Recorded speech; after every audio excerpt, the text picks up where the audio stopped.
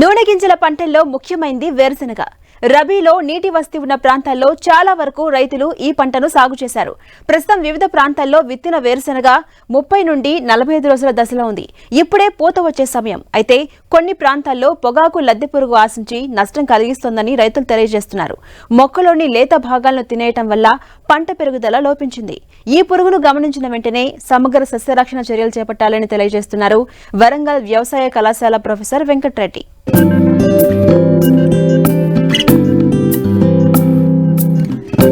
ఉభయ తెలుగు రాష్ట్రాల్లో రబీలో ప్రధాన పంట వేరుశెనగ.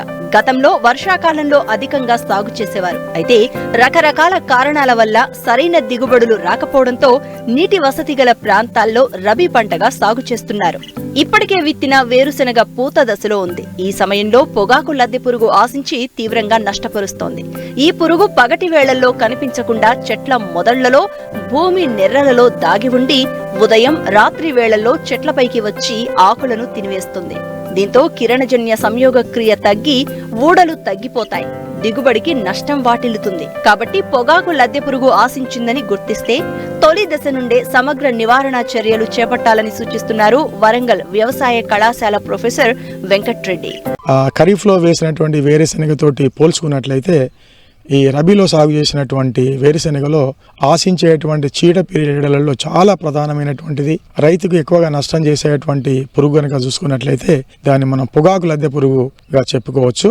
ఈ పొగాకు లద్దె పురుగును కనుక మనం గమనించక సరైనటువంటి జాగ్రత్తలు కనుక తీసుకున్నట్లయితే ఈ రబీలో సాగు చేసినటువంటి వేరుశెనగలో దిగుబడులు గణనీయంగా తగ్గడానికి అవకాశం ఉంటుంది. ఈ పొగాకు లద్దె పురుగుకు సంబంధించినటువంటి తల్లి రెక్కల పురుగులు ఆకుల అడుగు భాగంలో ఒకే దగ్గరగా సుమారు 200 నుంచి 500 వరకు కూడా ఒకే దగ్గర గుడ్లను గుంపులుగా పెట్టి ఆ గుడ్ల సముదాయం పైన గోధుమ రంగులో ఉన్నటువంటి వెంట్రుకలతోటి కప్పివేస్తూ ఉంటుంది. 1-2 రోజులలో ఆ గుడ్ల సముదాయం నుంచి వచ్చినటువంటి పిల్ల పురుగులన్నీ కూడా ఒక 2-3 రోజుల వరకు కూడా అదే ఆకుపై ఉన్నటువంటి పత్రహారతాన్ని గోకి తిని చుట్టుపక్కల ఉన్నటువంటి ఆకులపై గాని ఇతర మొక్కలపై కూడా వెళ్లిపోయి ఆకులకు విపరీతమైనటువంటి నష్టం కలుగజేస్తూ ఉంటుంది. ఈ పురుగు ప్రధానంగా ఆకులపైనటువంటి పత్రహారతాన్ని మొత్తం కూడా తినివేసి కేవలం మధ్య ఈన గాని లేకుంటే ఈనలు మాత్రమే మనకు కనిపిస్తూ ఉంటాయి. దీని ఉధృతి కనుక ఎక్కువగా ఉన్నట్లయితే దూరం నుంచి చూసినప్పుడే ఈ పైరంతా కూడా పశువులు మేసినట్టుగా మనకు కనిపిస్తూ ఉంటుంది. ఈ దశ అనేటువంటిది చాలా తీవ్రమైనటువంటి దశగా మనం చెప్పుకోవచ్చు.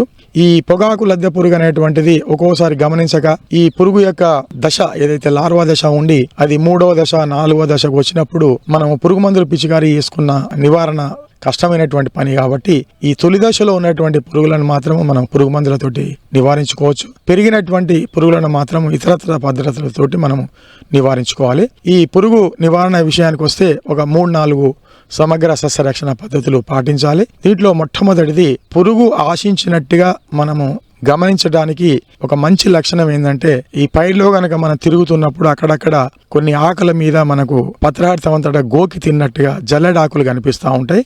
ఈ గమనించినటువంటి జల్లెడాకులను గనక మనం పీకి వేసి కాల్చేసినట్లయితే తొలి దశలో ఉన్నటువంటి లద్దె పురుగులను నివారించుకోవచ్చు. ఇక రెండవది ఈ లార్వా పురుగులు అనేటువంటివి గొంగలి పురుగులు ఒక పొలం నుంచి ఇంకొక పొలానికి వలసలాగా వెళ్లి పక్కన ఉన్నటువంటి పైరు కూడా నష్టం చేసే అవకాశం ఉంటది. కాబట్టి ఆశించినటువంటి పొలం నుంచి పక్క పొలానికి వెళ్లకుండా పైరు చుట్టూ ఒక 2-3 వరుసలు లోతుగా నాగలిసాలు వేసి దాంట్లో ఈ పురుగు మందులకు సంబంధించినటువంటి పొడి మందులు ముఖ్యంగా ఫాలిడాల్ లాంటి మందులను గనక మనము దాంట్లో నాగలిసాల్లో కనుక వేసినట్లయితే ఒక పొలం నుంచి ఇంకొక పొలంకు వెళ్లేటువంటి ఈ పురుగుల వలసను కాపాడుకోవడానికి అవకాశం ఉంటుంది. ఇక మూడవది చాలా ముఖ్యమైనటువంటిది రబీలో వేసేటువంటి వేరుశెనగలో గట్ల మీద గాని పైరులో గాని ఒక 20 నుంచి 25 వరకు ఆముదం మొక్కలు కనుక వేసుకున్నట్లయితే మనకు ఆముదం మొక్కలు ఆకర్షణ పంటగా పనిచేస్తూ ఉంటాయి.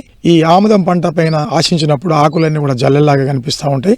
ఆ జల్లడాకులను గుర్తించి వాటిని కనుక నాశనం చేసినట్లయితే ఈ పురుగులు ప్రధాన పైరైనటువంటి వేరుశెనగలోకి పోకుండా మనం కాపాడుకోవచ్చు. ఇక తర్వాత ఈ పురుగులు కనుక చిన్న దశలో ఉన్నప్పుడైతే సాధారణంగా వాడేటువంటి పురుగు మందులలో ఎసిఫేట్ గాని క్లోరిపైరిపాస్ గాని లేదా మనకు దొరికేటువంటి వేపకు సంబంధించినటువంటి మందులు గాని లేకుంటే వేప కషాయం గాని ఇట్లాంటి మందులతోటి తొలి దశలో ఉన్నటువంటి మనం పురుగులను నివారించుకోవచ్చు.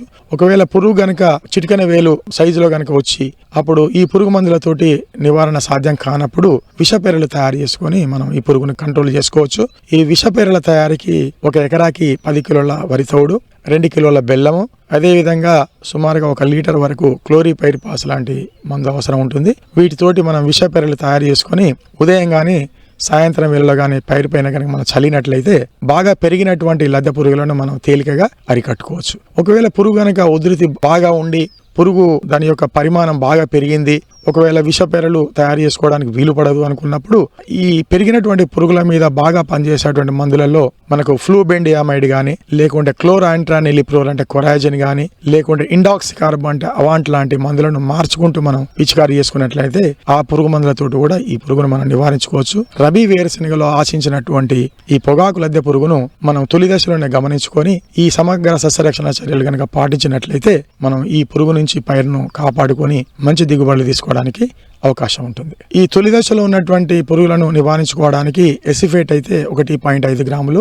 లేదా క్లోరిపైరిపాస్ అయితే 2.5 మిల్లీలీటర్లు, లేదా క్లోరాంట్రానిలిప్రోల్ అంటే మనకు మార్కెట్లో కొరాజిన్ లాంటి మందులైతే 1 ఎకరాకి 60 నుంచి 80 మిల్లీలీటర్లు, లేదా ఇండాక్సికార్బ్ అంటే అవాంట్ అయితే 1 ఎకరాకి 200 మిల్లీలీటర్లు, లేదా ఫ్లూబెండియామైడ్ అయితే అది కూడా 1 ఎకరాకి సుమారుగా 200 మిల్లీలీటర్లు పిచికారీ చేసుకోవాలి.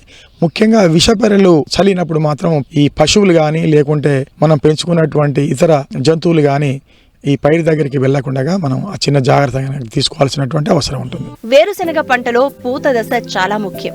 ఈ దశ నుండి కాయ ఊరే దశ వరకు చీడపీడల పట్ల రైతులు ముందస్తు జాగ్రత్తలు తీసుకుంటే అధిక దిగుబడులు తీసే అవకాశం ఉంటుంది.